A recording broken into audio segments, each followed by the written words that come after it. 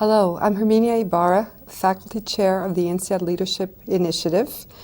We have with us today Robin Ely, Professor of Organizational Behavior at Harvard Business School, and an expert on gender, race, and diversity. Robin, we've looked at the numbers. Everybody's talking about the numbers.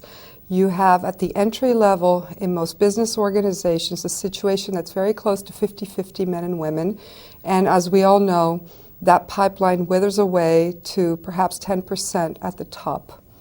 What's happening? What do you see from your research in terms of the barriers that women face on the road to leadership roles? I usually think about the barriers as being of two kinds. One I call structural barriers, and these are aspects of the organization itself that really make it difficult or more difficult for women to rise into leadership roles. And those barriers really stem primarily from the fact that most organizations were constructed by men, for men. And so they're organized in such a way that makes it a little bit easier for men to find their way through, given that men and women have different constraints on their lives outside of organizations. If organizations don't take that into consideration, and they're only kind of thinking about men's experience, then the avenues to leadership roles are going to be much easier for men than they are for women. And what ends up happening as a result is, as you say, there are very few women at the top, and that itself becomes a structural barrier. So with fewer women at the top, women coming up through the ranks have fewer role models and create mentors. Fewer role models for mentors, just less access to information that might come through networks that are primarily populated by women. We know that people tend to network with people who are similar to them.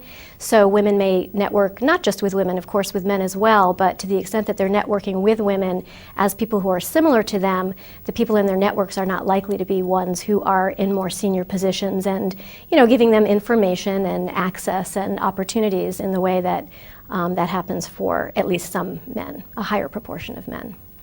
So those are the structural barriers. And then there are also just attitudinal barriers, and the two are obviously related.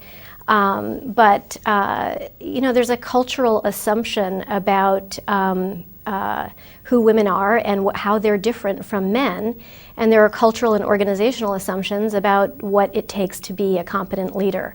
And unfortunately, the stereotypes that we tend to hold about women are run counter to what we think of as the traits that would make for a successful leader. So we think of women as caretaking and nurturing, and very often and more recently we think of leaders as taking up those roles as well. It looks different when a woman takes them up. It's something that's sort of seen as supposedly coming naturally to women. It's not really seen as leadership competence in the way that it is when men do it.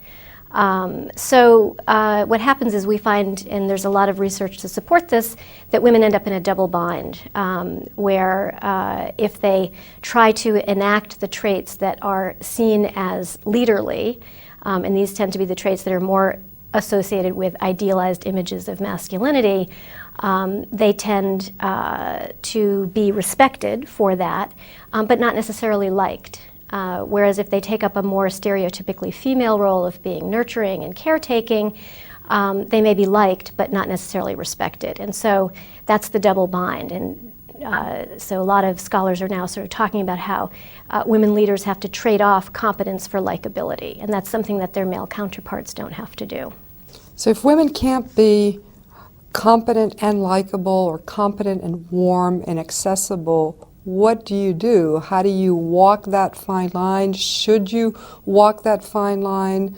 What would be your advice to a woman faced with that double bind?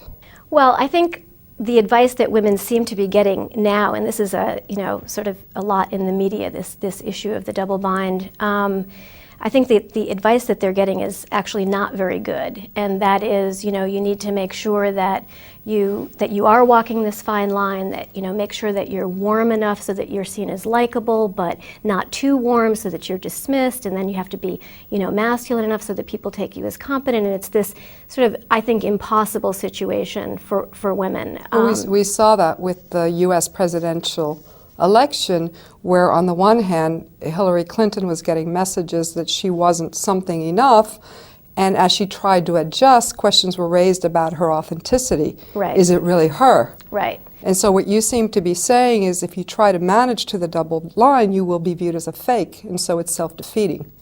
Well, I think not only might you be viewed as fake, I think you're basically, as we definitely saw with Hillary Clinton, she, what one person sees as warm enough, another person doesn't see it the same way, and you're always going to be, if you're trying to navigate that line, I think you're never going to satisfy everybody because people have different points of view about so what's enough. the answer? Is it the be yourself?